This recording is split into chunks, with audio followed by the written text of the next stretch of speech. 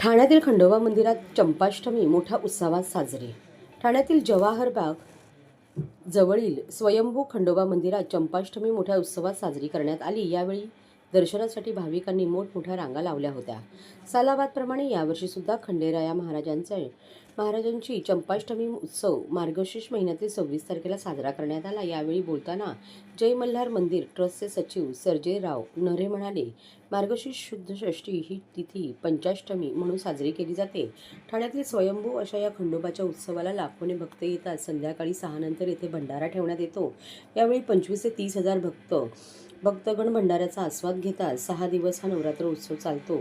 ज्यांना जेजुरीला जाणे शक्य नाही असे सर्व भाविक इथे दर्शनाला येतात। जे या देवाचे दर्शन घेतात त्यांची सर्व दुःखे दूर होतात, त्यांचे पाप नष्ट होतात आणि घरात सुख समृद्धी नांदते। सर्व ठाणे पंचक्रोशीतील भाविकांना जय मल्हार मंदिर ट्रस्टचा जय मल्हार।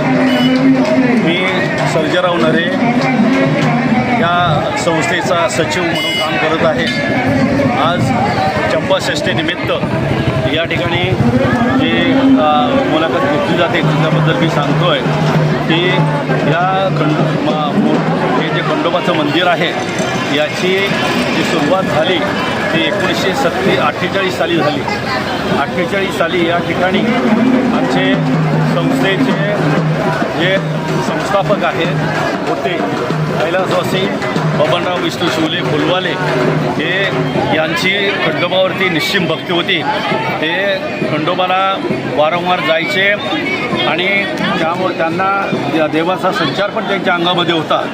असे बबनराव शिवले यांना दृष्टांत झाला की या ठिकाणी स्मशानभूमीसमोर मी आहे, तर त्यांनी या ठिकाणी साफसफाई केली आणि त्यांनी त्यांच्या निदर्शनात आलं की वड, पिंपळ आणि उंबर या 3 झाडाच्या खोडामध्ये एक स्वयंभू अशी खंडोबाची मूर्ती त्यांना पाहण्यात आली। त्या ठिकाणी एक छोटंसं शेड उभं केलं आणि त्याची सेवा चालू केली। 1978 साली पहिला जीर्णोद्धार झाला, त्यावेळेस जय मल्हार मंदिर ट्रस्ट नावाचं ट्रस्ट स्थापन झालं आणि त्यानंतर परत आता 2 वर्षापूर्वी या मंदिराचा मोठा असा जीर्णोद्धार झाला।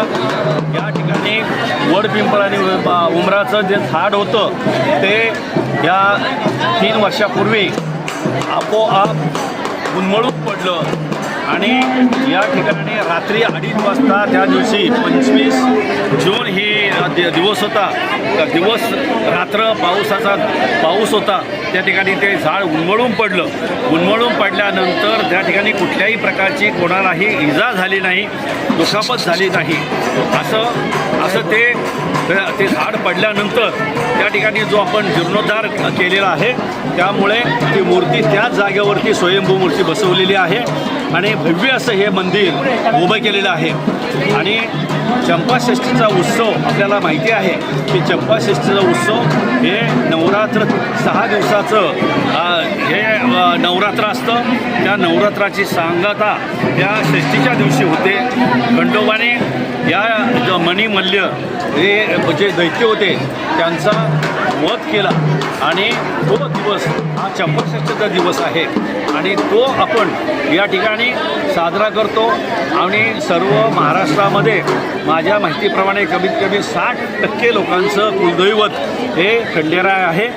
प्रत्येकाला आपल्याला कुलदैवताचं हे कुलधर्म कुलाचार करावा लागतो, तळेभंडार करावा लागतो।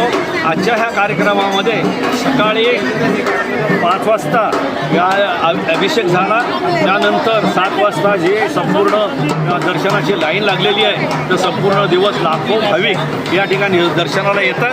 तसेच भंडाऱ्याचा कार्यक्रम संध्याकाळी आरती झाल्यानंतर 6 ते रात्री 11 वाजेपर्यंत भंडाऱ्याचा कार्यक्रम असतो। रात्री जागरण गोंधळाचा कार्यक्रम असतो। नंगर तुटल्यानंतर रात्री 5 वाजता हा जो जागरण गोंधळाचा कार्यक्रम आहे तो कार्यक्रम समाप्त होतो आणि कार्यक्रमाची सांगता होते। धन्यवाद।